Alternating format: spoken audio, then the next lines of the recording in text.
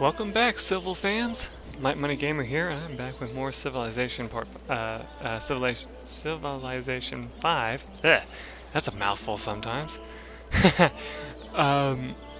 So in the last episode, we kind of did the bare bones of this. Explained my history behind civilization and all that. I might do a little bit more of that, but not right this minute.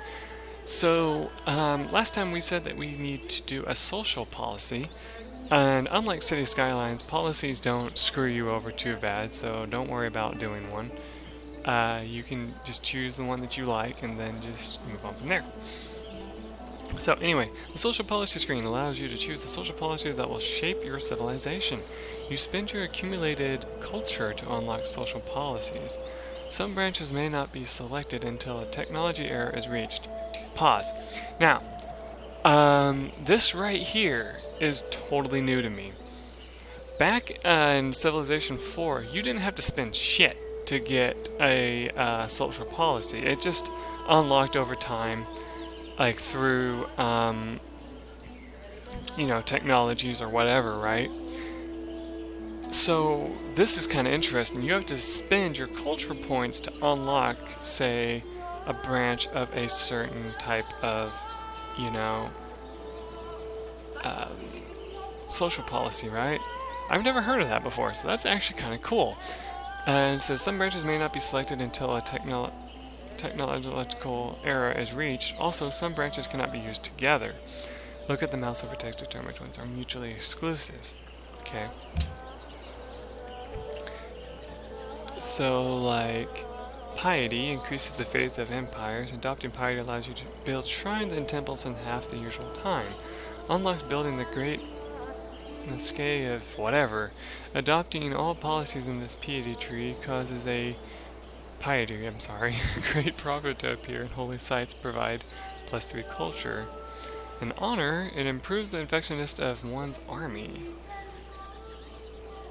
Plus 33% combat bonus versus barbarians, and notifications will be provided when new barbarian encampments spawn in revealed territory.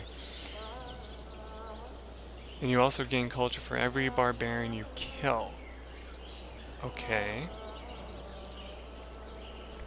Liberty is best for civilizations which desire rapid expansion. Adopting liberty will provide one culture in every city. Unlocks building the pyramids. Adopting all policies in the Liberty Tree will grant a free great person of your choice. Adopting tradition greatly increases the rate of border expansion in cities and also grants the culture in the capital. Unlocks building the Hanging Gardens. Oh, I love the Hanging Gardens! Adopting all policies in the tradition tree will grant 15% food growth and a free aqueduct in your first 4 cities.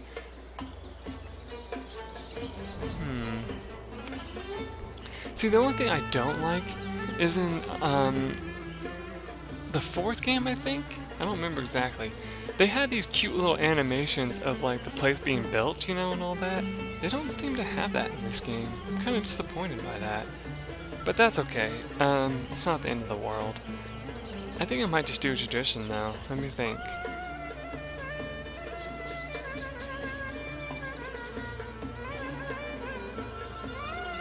Yeah, let's just do tradition.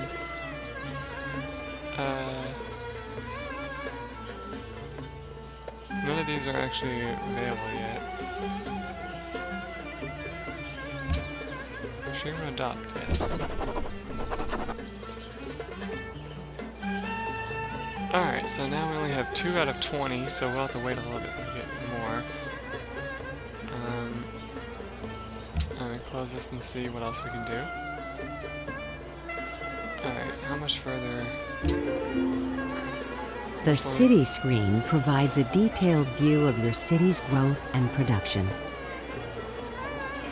You can buy tiles. To fund your citizens sell the tile adjacent to your borders.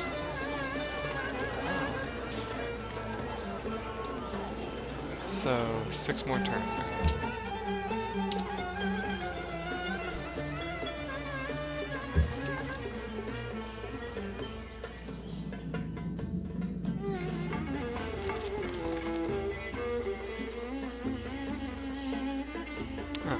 Shove off. I don't have time for you. Oh yeah. Change of topic real quick. Back to the Xbox 360 version of this game. So one thing that I always hated about that version, a little bit, is you would find yourself, playing. And what would end up happening is almost every map that I was put into, I had my area like completely surrounded by water except for one path. And then at one point what happened is I ran into a civilization that was like right near my border one time too. And I was like, what the hell? This is stupid. And so of course now I'm screwed until I can build boats to go explore. It was just such a pain in the butt. I'm gonna adopt a new policy.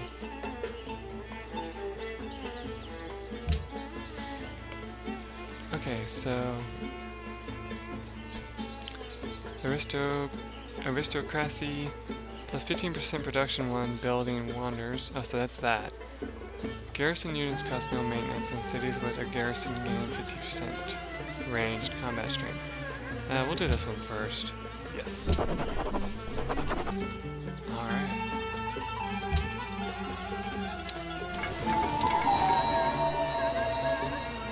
Wow, we're getting very lucky on finding these frickin' ruins. Come on. Right click. Evidence of recent activity reveals the location of nearby barbarian encampments. Ah, so there's one right around here somewhere, it said. Ooh. I don't know if we're ready to kick their ass yet.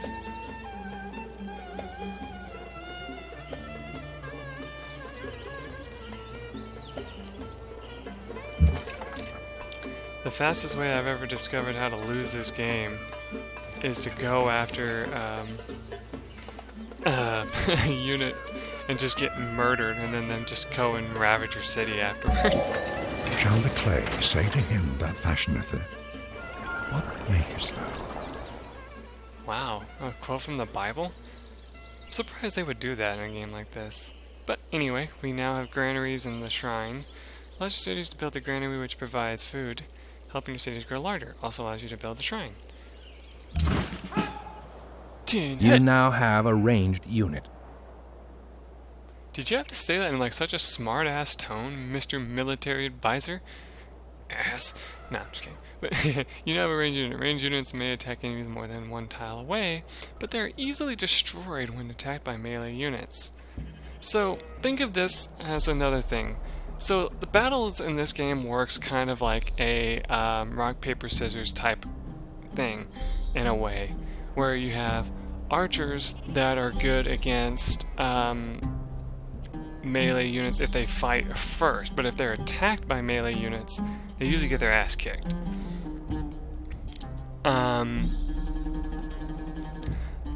Basically what he just said here.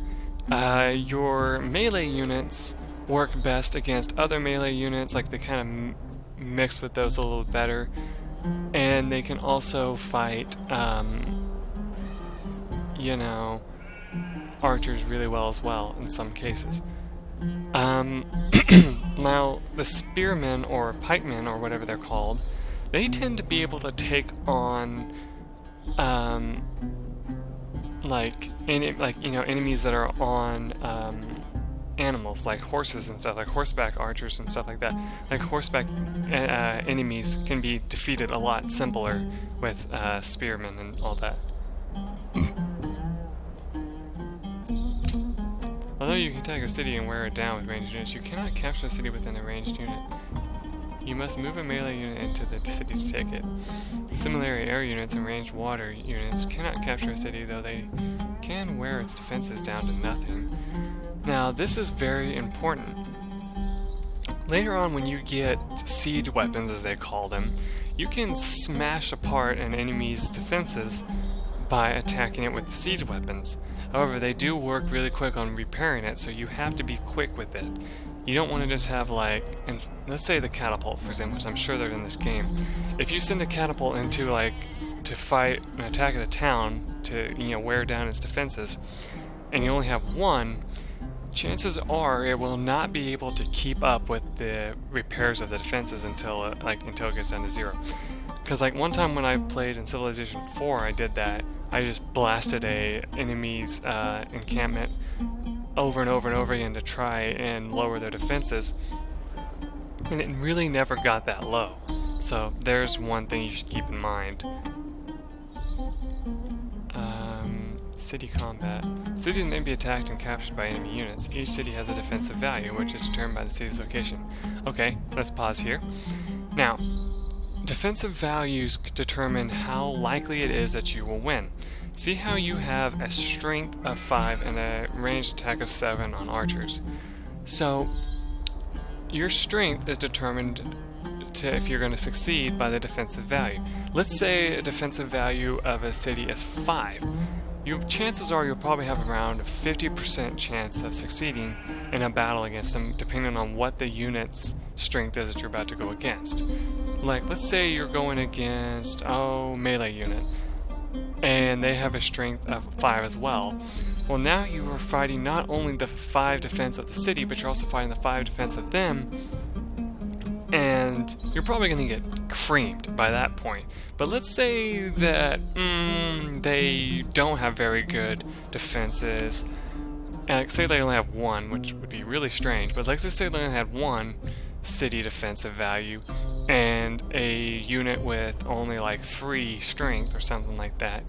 You would win if you had your strength of 5 in that case, because you're a little bit stronger. You have a little bit more of a chance of winning. Now, the thing you should keep in mind about that, though, is if you do go in and attack a city and you lose, if you're a stronger thing, because that can happen. If you lose, they will become stronger quicker as well, I believe. I don't know if they do that in this game, but they did that in the previous game before. So it's a really, really good idea that you don't attack everybody willy-nilly, because you might get your ass kicked. Just saying, and if that does happen, you'll be screwed.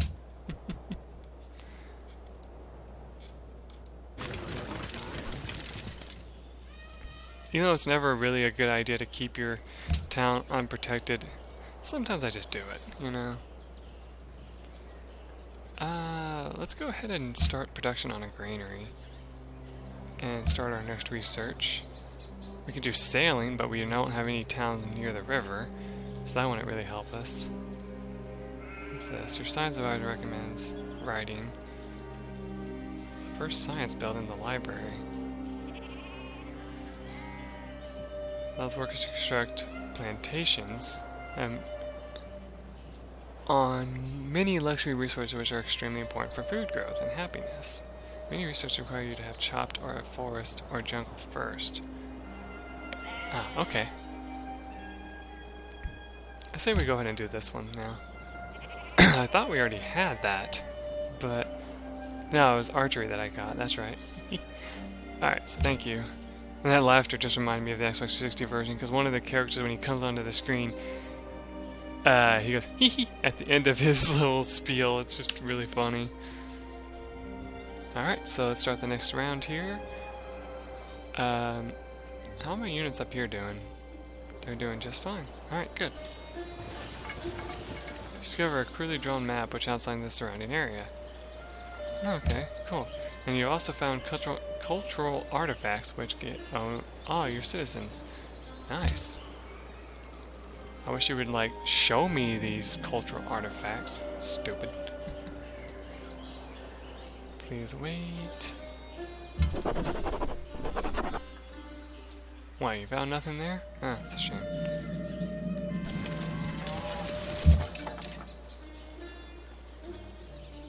Alright, let's... yeah, go over there. Ah, it's time to adopt a policy already? Now, what happens if I adopt another policy, or is that not a good idea? I think we'll just stick with this one for now. Yeah. I need 70 for this. Okay, good. Alright, next turn, please. مرحبا أيها العجمي، أنا هارون الرشيد خليفة العرب. هلم إلي وحدثني عن إمبراطوريتك. Oh, that was actually really cool. They actually put it in the language that would be, I guess, around that area.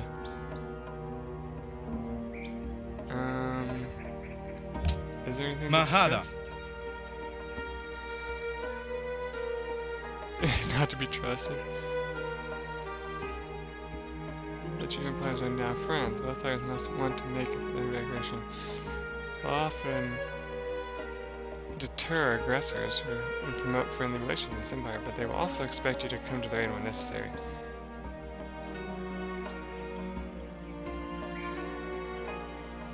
Don't settle near new cities near us. That might not be a good idea. I just guess for now we'll just say goodbye. Let him just do his own thing.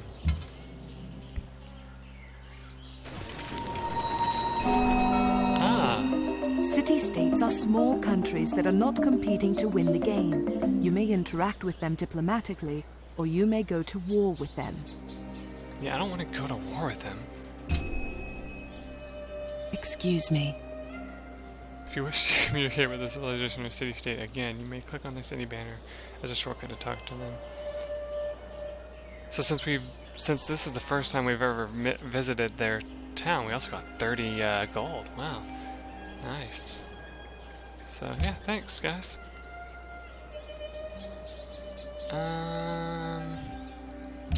Whatever. I don't want to do that right now. Okay, good. I wonder where they're heading. I have some information that may be of use. Keeping students happy is a key to productive civilization. Citizens produce anger or unhappiness, while luxury resources and some buildings provide happiness to counteract it. Try to keep your civilization happy to keep it healthy. Why? Are my citizens pissed right now? That's 3 citizens. A new citizen want to make it work the land near the city for additional food. Yay! You may want to consider this. While you can march military units in the city-state's territory, they certainly don't like it when you do. If you want to remain on good terms with the city-state, try to keep your military out of their borders. I didn't mean to, I'm sorry. I didn't know you let me do that in this game. They usually don't. Usually if you try to walk into the borders, even if you're on friendly terms with them, they will still say, no, I'm not letting you into this area. Fuck off, you know, more or less.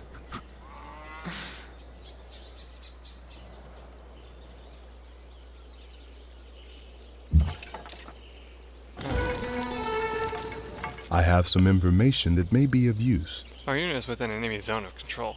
This means that when you move from one tile next to an enemy unit or city to another tile next to the same enemy, it will consume all movement for that turn. How does movement work in relation? Movement rules are modified when enemy forces are involved. Okay, that didn't help me at all, but thanks. So let's see. Approximate damage inflicted is 35. Approximate damage 25. So we have a 60% chance. It looks like of actually kicking their ass, so that's good. We'll try that next turn.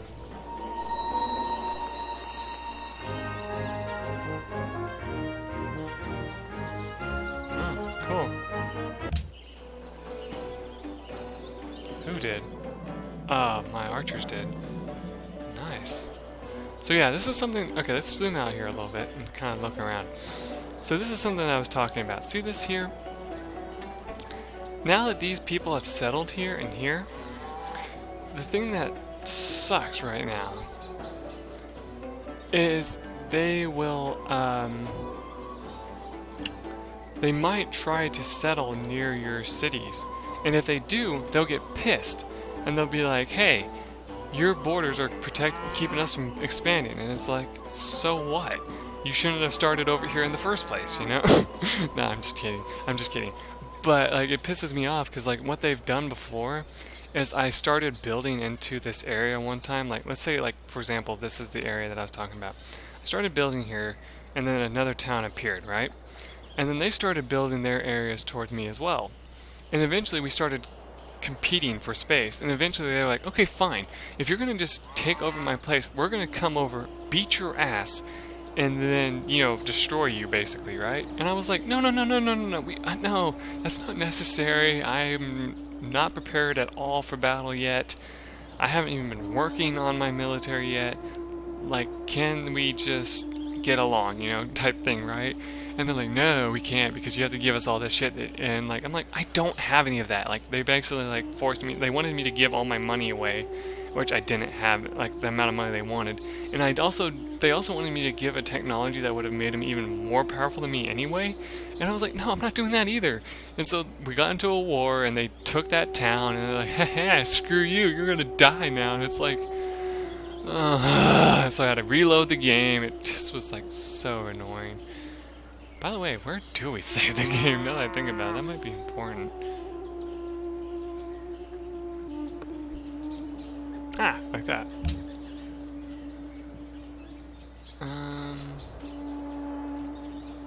Yeah, save that, please.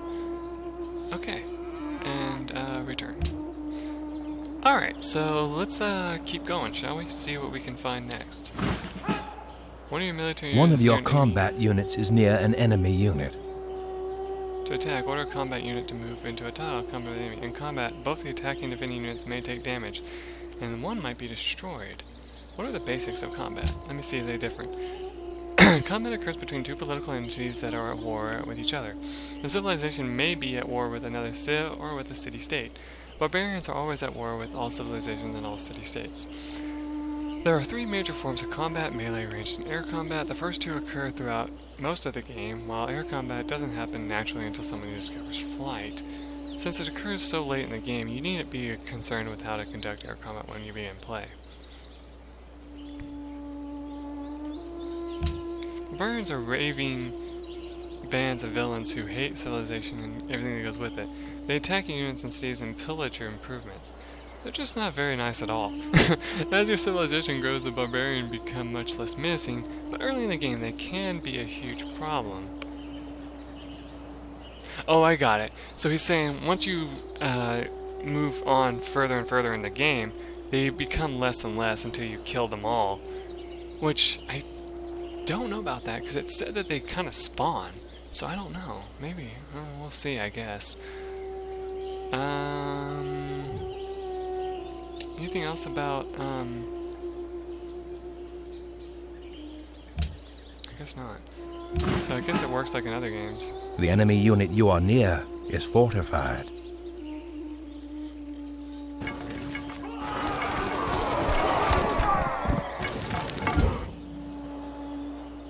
Nice. So that's slightly different than before. They usually do like a close-up of the battle that you just wanted to do.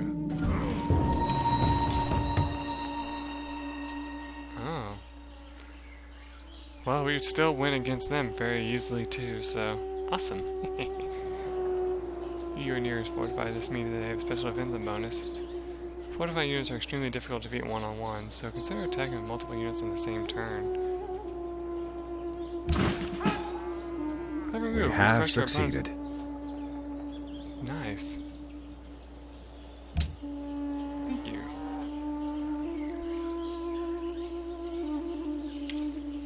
Let's move on, shall we?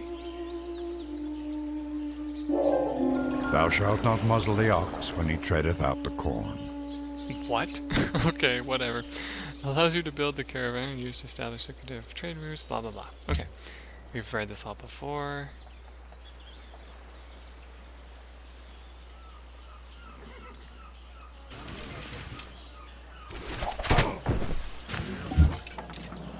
Nice. Wait, are they ready to level up or something? Here's an action until it hails back to full strength. The unit receives a defensive bonus. Tactics selected tile. Do nothing. Alert. Fortify and explore.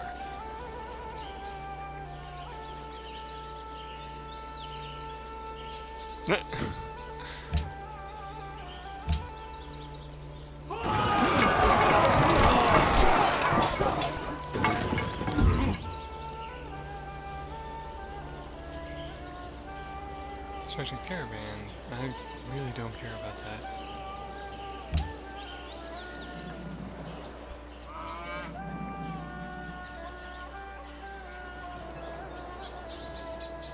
Okay, so 5 turns. I need to do another research. Let's do writing. Now you might wonder, how should I do my technology? You can do it however you want, really. It doesn't really matter.